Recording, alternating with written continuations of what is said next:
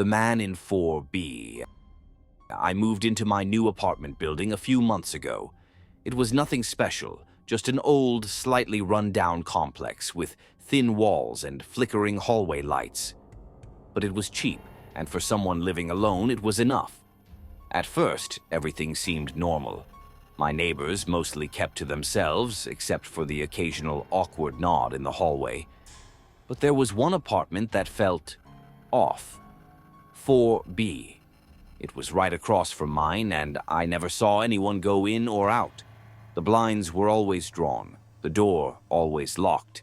The other tenants whispered about the man who lived there, but no one seemed to know much about him. Then weird things started happening. The noises.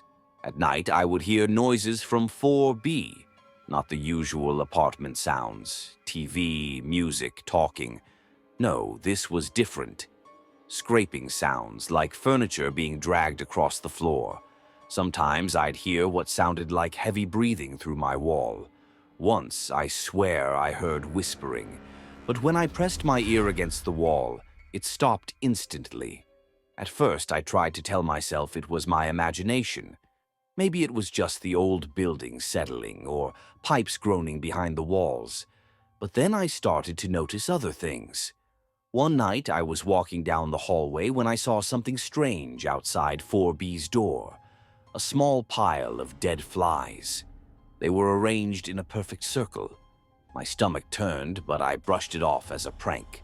Still, I couldn't shake the feeling that someone had placed them there on purpose. Then came the knocking. The knocking. It started around 3 a.m. Soft, rhythmic knocks. Not at my door, but from inside 4B. Just a slow, steady tapping against the wall we shared. I held my breath, waiting for it to stop. But it didn't. I finally worked up the courage to knock back. Silence. Then, a single knock in response. I didn't sleep that night.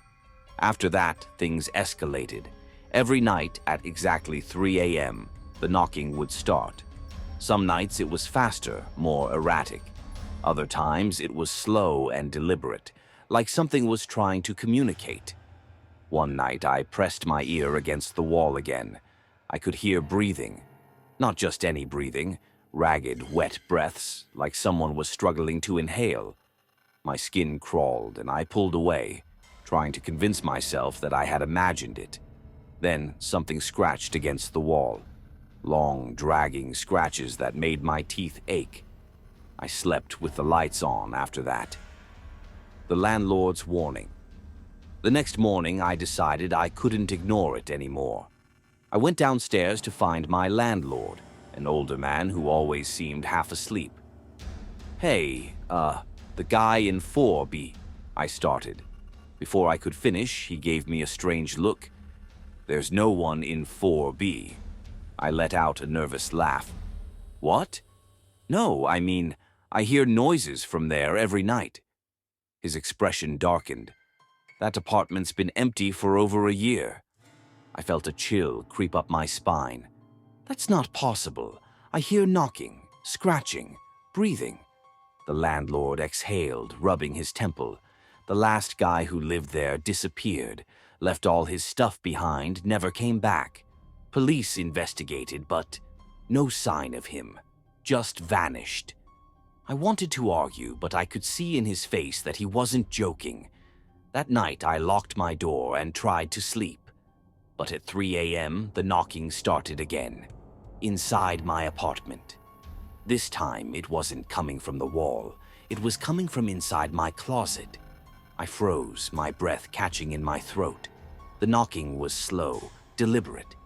I could hear the wood creaking, as if someone, or something, was pressing against the door from the inside.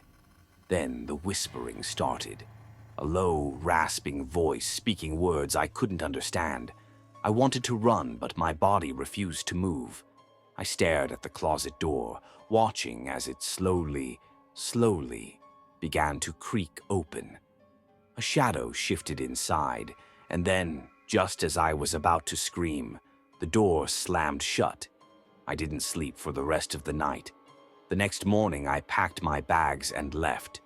I didn't tell my landlord. I didn't tell my neighbors.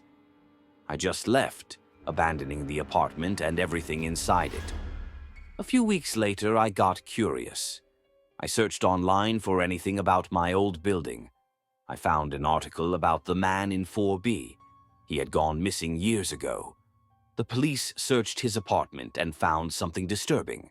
Scratched into the walls over and over were the words, "Let me out." The man upstairs. I moved into my new apartment building 6 months ago. It wasn't much, just a one-bedroom in a quiet neighborhood. The building was old, the walls were thin, and the floors creaked when you walked on them. But it was cheap, and I needed a fresh start. The first thing I noticed was the noise from the apartment above me. Every night around 2 or 3 a.m., I would hear footsteps. Slow, heavy footsteps pacing back and forth across the floor. Sometimes I would hear something dragging, a long scraping sound like furniture being moved or something heavier. At first, I didn't think much of it. Maybe my upstairs neighbor was a night owl. Maybe they worked late shifts and had an odd schedule. But the more I listened, the stranger it became, because the pacing never stopped. Every night, without fail, the footsteps would start at the exact same time and continue for hours. The pattern was always the same, back and forth, with occasional pauses, as if someone was standing right above me, listening. I started losing sleep. One night, after hours of relentless pacing, I snapped. I grabbed a broom and slammed it against the ceiling. The footsteps stopped immediately. For the first time, there was silence. Then, a moment later, I heard something that made my skin crawl. A knock, not at my door, from the ceiling. A slow, deliberate knocking sound coming from directly above me. 3 knocks, then silence. I didn't sleep that night, asking the landlord. The next day, I went straight to my landlord, an older man who barely looked up from his newspaper when I entered his office. "Hey," I said, trying to sound casual. "The guy upstairs, the one in 3B, does he work nights or something? He walks around a lot at weird hours." The landlord blinked at me. "3B? Yeah." He frowned. "That apartment's been empty for months." I felt my stomach drop. "No, that's not possible. I hear someone walking around up there every night." He shook his head. "No one's rented 3B since the last tenant left." I stared at him, waiting for him to laugh or tell me he was joking. He didn't. Instead, he sighed and leaned forward.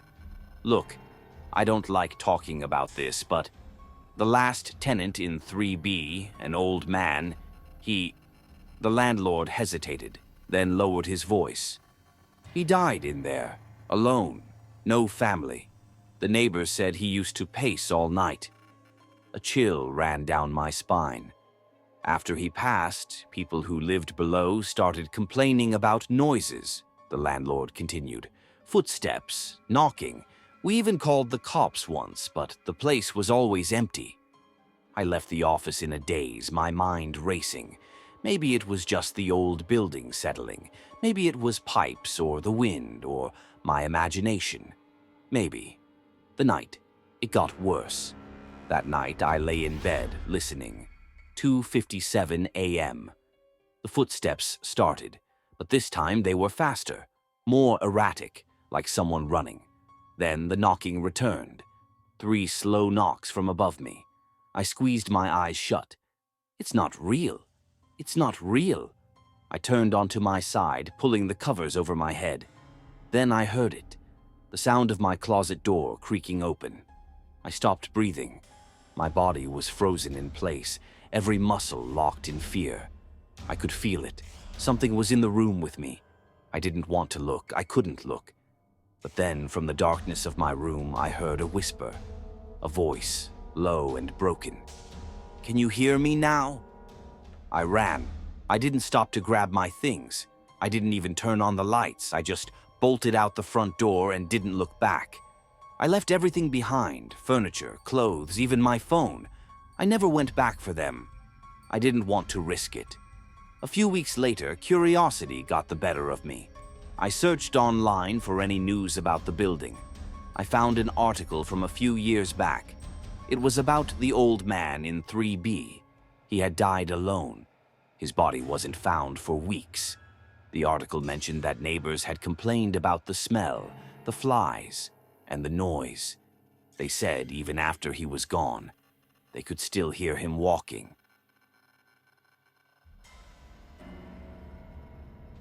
The smiling man in 302. I moved into my new apartment 3 months ago. It wasn't fancy, just a small one-bedroom in an old building downtown. The walls were thin, the plumbing was questionable, and the elevator creaked like it was begging for retirement. But it was cheap, and after a bad breakup, I needed a fresh start. Everything was fine at first. My neighbors were quiet, mostly keeping to themselves. But then I met him. The man in 302. I first saw him on my third night there. I had taken out the trash late and was heading back to my apartment when I noticed him standing at the end of the dimly lit hallway, right outside his door. He was smiling. Not a polite, friendly smile, a wide, unnatural grin. His lips stretched too far, almost like he was forcing his face to hold the expression. His eyes, unblinking, locked onto mine. I nodded awkwardly. "Hey." He didn't respond, just kept smiling. Feeling creeped out, I hurried back inside and locked the door. I tried to shake the weird encounter off. Maybe he was just socially awkward. Maybe he was drunk. Then the noises started. The knocking. At exactly 3:02 a.m., I woke up to a sound. Knock, knock, knock. 3 soft, deliberate knocks at my door. I sat up in bed, my heart pounding. Who the hell knocks on a neighbor's door at 3 a.m.? I crept toward the peephole and peered out. The hallway was empty. I waited, my breath shallow. Nothing. No footsteps. No doors opening or closing. Just silence. I went back to bed, but I barely slept. The next night at 3:02 a.m., it happened again. Knock, knock, knock. I checked the peephole faster this time. Again, nothing. But when I turned back toward my bed, a chill ran down my spine. Through the small gap between my blinds, I could see the apartment building across from mine. One of the windows, a third-floor window directly across from mine, was open, and someone was standing there, watching me. I shut the blinds immediately. The whispering. I started avoiding 3:02. If I saw him in the hallway, I took the stairs instead of the elevator. I kept my head down when checking the mail, but I could feel him watching me, always smiling. One night, as I was lying in bed, I heard something new, whispering. It was faint, almost too quiet to hear, but I knew it was coming from my front door. A low, raspy voice speaking just beneath the whisper. I couldn't make out the words, but I felt them. Wrong. I stayed frozen, barely breathing, listening as the voice continued for what felt like hours, and then, just as suddenly as it started, it stopped. I didn't sleep at all that night. The truth about 3:02. I finally worked up the courage to ask the landlord about the guy in 3:02. The old man's face paled the moment I mentioned the number. "There's no one in 3:02, he said. I laughed nervously. "Come on, I've seen him. Tall guy, thin, weird smile." The landlord swallowed hard. 3:02 has been empty for 10 years. A cold wave of dread washed over me. The last tenant, the landlord continued, lowering his voice, was a man named Daniel Holt. He was disturbed, paranoid, kept saying someone was watching him from the window across the street. I felt sick. One day, the neighbors heard him laughing, the landlord said. They found him sitting in his apartment, staring at the wall. He was smiling, grinning, ear to ear. I already knew what he was going to say next. He was dead. My stomach dropped. The landlord's voice was barely above a whisper. The cops said it looked like he'd been sitting like that for days. I left the building that same night, but as I was loading my car, I made the mistake of glancing up at the third-floor window. 302. The blinds were open, and there, staring down at me, was a man, smiling.